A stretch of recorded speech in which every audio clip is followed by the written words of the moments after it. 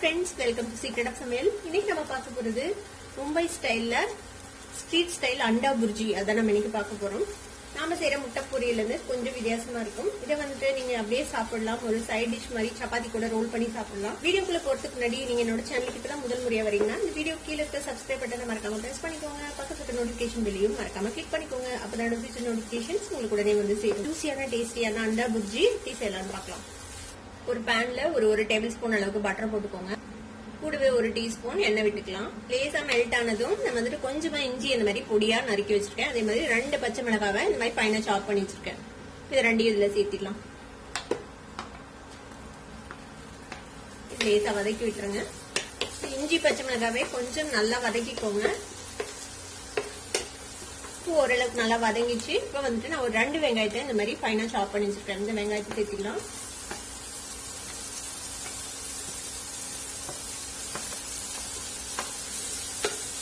வெங்காயத்தையும் ஓரளவுக்கு வதக்கிக்கோங்க. ரொம்ப வதங்கணும்னு அவசியம் இல்லை, ஒரு டிரான்ஸ்லூசண்டா வர வரைக்கும் வதக்கிக்கலாம். வெங்காயம் வந்து நான் கொஞ்சம் நிறைய போட்டிருக்கேன். 3 முட்டை தான் நான் இன்னைக்கு ஆட் பண்ண போறேன். ஆனா 2 மீடியம் சைஸ் வெங்காயத்தை நான் வெட்டி போட்டிருக்கேன். இது உங்களுக்கு எவ்வளவு வெங்காயம் வேணுமோ அந்த அளவுக்கு போட்டுக்கோங்க. நிறைய வெங்காயம் தான் நல்லா இருக்கும். ஆனா வெங்காயம் ஓரளவுக்கு வதங்கிடுச்சு, ஒரு கண்ணாடி பதத்துக்கு வதங்கிடுச்சு. இப்ப இது கூட ஒரு தக்காளியே இந்த மாதிரி ஃபைனா சாப் பண்ணிட்டு அதை சேர்த்துக்கலாம். தக்காளி கூடவே தேவையான உப்பு போட்டுக்கலாம். 3 முட்டை சேர்த்து போறோம், அதுக்கும் சேர்த்து உப்பு சேர்த்துக்கலாம். இந்த தக்காளியும் இதோட சேர்த்து வதக்கிட்டுங்க. தக்காளி ரொம்ப மேஷ் ஆகணும்னு அவசியம் இல்லை, ஓரளவுக்கு சாஃப்ட் ஆகிற அளவுக்கு வதங்கினா போதும். இப்போ தக்காளி வந்துட்டு ஓரளவுக்கு வதங்கிருக்கு. இது கூட கொஞ்சமா மஞ்சள் பொடி சேர்த்துக்கலாம். கூடவே கொஞ்சமா சில்லி பவுடர் சேர்த்திக்கோங்க. நம்ம மிளகா போட்டிருக்கோம், காரத்துக்கு தகுந்த அளவுக்கு நீங்க சில்லி பவுடர் சேர்த்துக்கோங்க. இந்த குச்சியில நம்ம வந்துட்டு பெப்பர் ஆட் பண்ண மாட்டோம், வெறும் மிளகாத்தூள் தான். லேசா இந்த பச்சை வாசனை போற அளவுக்கு வதக்கிக்கலாம். இந்த மிளகா பொடியும் மஞ்சள் பொடியும். இது கூடவே கொஞ்சமா கொத்தமல்லி தலை நறுக்கி வச்சிருக்கேன், அதையும் சேர்த்திக்கலாம். ஒரு 3 முட்டையை இந்த மாதிரி உடச்சு ஊற்றி வச்சிருக்கேன். இந்த முட்டையை சேர்த்திடலாம்ல.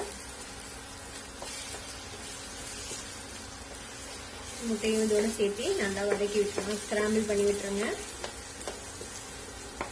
முட்டையை ஓவரா ட்ரை பண்ணக்கூடாது.